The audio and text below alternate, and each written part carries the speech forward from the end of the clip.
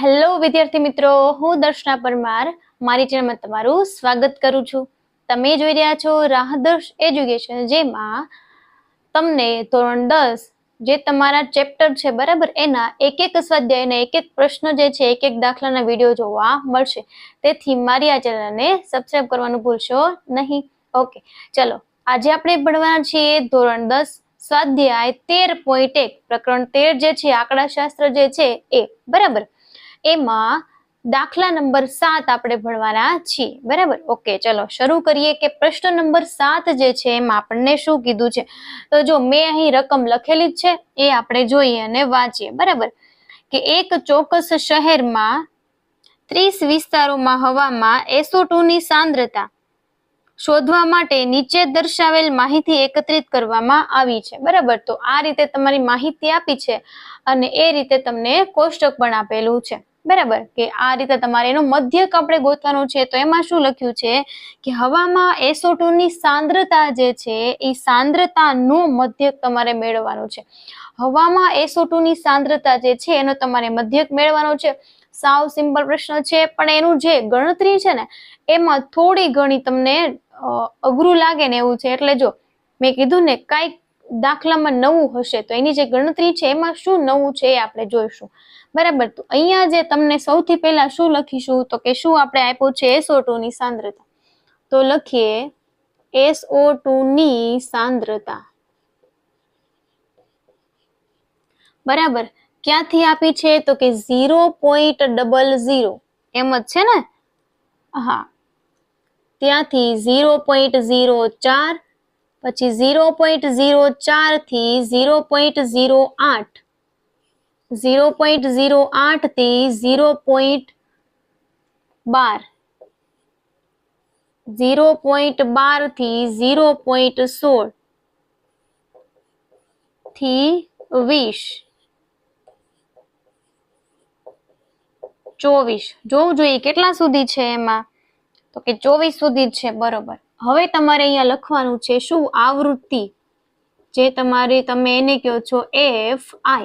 Okay, ચલો કેટલી આપી છે લખતા જવો. ચલો 4, 9, 9, પછી કેટલી આપી છે 2, 4, 2, અને અહીંયા નીચે કુલ લખવાનું ભૂલવાનું નહીં બરાબર. અને અહીંયા આપ્યા છે કુલ 30. ઓકે, હવે જો દાખલો આરામથી સાવ સિમ્પલ છે.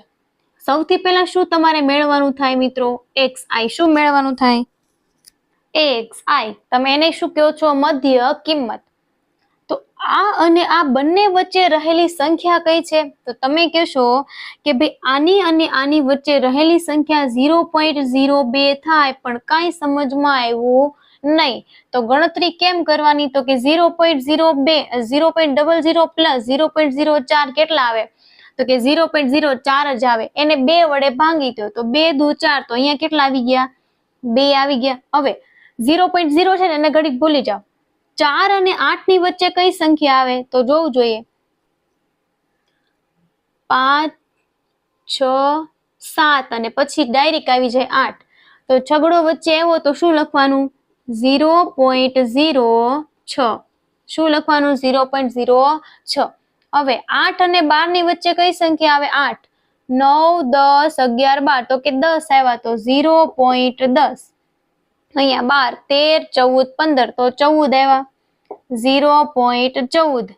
પછી અહીંયા કેટલા આવ્યા, 16, 17, 18, 19, 17, 18, 19 અને 20, તો કેટલા આવ્યા 18. 20 છે, 21 અને 22.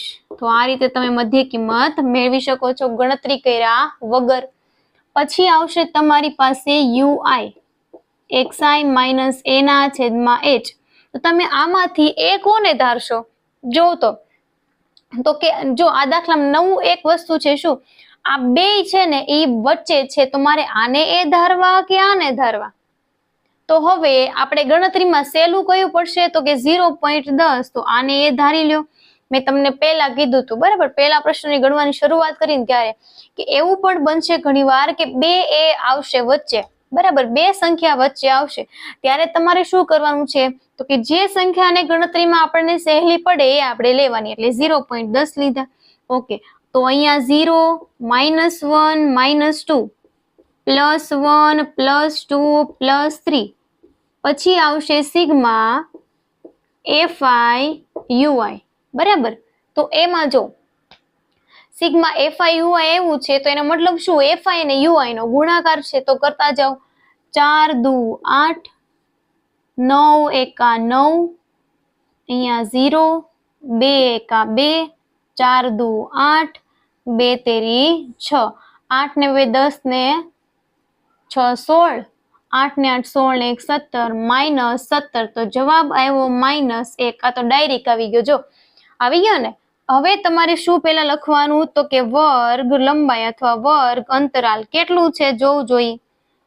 વર્ગ લંબાઈ કેટલી છે 0.04 જ થશે.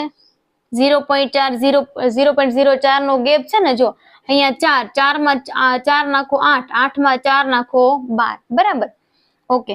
હવે એનું સૂત્ર લખીએ કે x બાર બરાબર a પ્લસ સિગ્મા FI/UI ના છેદમાં સિગ્મા FI ગુણ્યા h. હવે બધાની કિંમત મૂકી દો તો x બાર બરાબર a ની કિંમત કેટલી આવી 0.10 પ્લસ સિગ્મા FI/UI -1 એના છેદમાં સિગ્મા FI આવશે 30, એને ગુણ્યા h ક્યાં છે 0.04. હવે આમાં કઈ રીતે આપણે ગણતરી કરીશું એ તમે સમજો. અહીંયા 0.04 એનો મતલબ કે 1 અને 2 પછી પોઈન્ટ છે. બરાબર, ગણવાની છેલ્લેથી શરૂઆત કરવાની ને, 1 અને 2 પછી પોઈન્ટ છે, તો આમ લખી શકું કે x બાર બરાબર 0.10 માઇનસ 1 ના છેદમાં 30 ગુણ્યા અહીંયા 4 ના છેદમાં 100. આવું હું લખી શકું તો કે હા.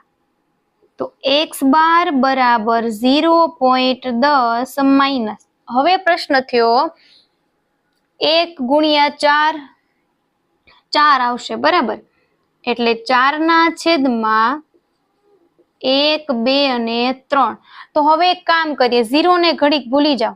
બરાબર, અને ઓકે ચલો રેવા દો, હાલશે, આમને એમ રેવા દે, ભાગાકાર કરીએ. ચલો 1, 2 અને 3. અરે 1 મિનિટ, સોરી,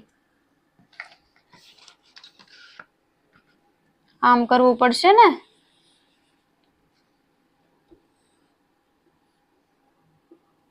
એક બે 3.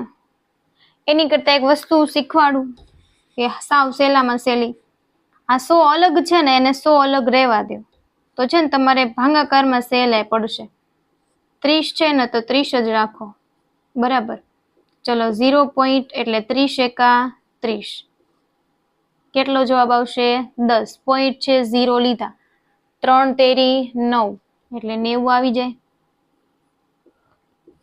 10 વધ્યા, પોઈન્ટ છે 0 વધ્યા, 3 તેરી 9, એમ હાયલા જ રાખશે, એટલે 0.133 છે. બરાબર, એટલે લખી નાખું આ રીતે, x બાર બરાબર 0.10 માઇનસ કેટલા એવા 0.133 છે, એટલે 0.1 જ લખીએ આપણે. 33 લખવું હોય તો કઈ વાંધો છે નહીં. બરાબર, તમે કાંઈ પણ લખી શકો છો. બરાબર, અથવા 34 પણ લખી શકો છો. 0.133 એવા છે તો તમે 34 પણ લખી શકો છો. બરાબર, એના છેદમાં કેટલા છે 100 છે. બરાબર, 100 છે તો ચલો ખસેડી લો પોઈન્ટ, કેટલા એ ખસેડશો 2, તો 2 ખસેડો તો 1 અહીંયા છે ને, 2 ખસેડો તો 1 અને 2 ક્યાં હતો પોઈન્ટ 0 ની પડખે, 1 અને 2 પોઈન્ટ ખસી ગયો 0.01. હવે કરી નાખો બાદબાકી, તો 0.10 માંથી 0.001 જાય, અહીંયા આવશે 10, અહીંયા 9, અહીંયા 0, તો 0.099. તો x બાર બરાબર જવાબ આવ્યો 0.099. આ જે આવ્યો મિત્રો એ તમારો શું આવ્યો? મધ્યક આવ્યો. જો ગણતરીમાં મેં કીધું હતું ને થોડું કર્યું છે, પણ કાંઈ નહીં, સિમ્પલ, જેટલું મારાથી થાય એટલું કર્યું છે. 4/30 કર્યા, જવાબ આવ્યો 0.1. એને ભાગ્યા શું એટલે 2 પછી પોઈન્ટ આ બાજુ ખસી જાય એટલે 0.001. 0.10 માંથી એ બાદ કરો એટલે 0.099. બરાબર. તો શું કીધું તો આપણે કે SO2 ની સાંદ્રતાનું મધ્યક 0.099 આવશે. બરાબર. ઓકે, ચલો. તો આ પ્રશ્ન અહીં પૂર્ણ થાય છે. જો થોડુંક અહીંયા અઘરું છે, બરાબર, પણ તમે 2 થી 3 વાર દાખલાને ગણો ને એટલે આવડી જશે. ઓકે. જો આમાં કાંઈ પણ પ્રકારનો પ્રશ્ન હોય, બરાબર, તો તમે મને કમેન્ટ કરીને જણાવી શકો છો. અને જો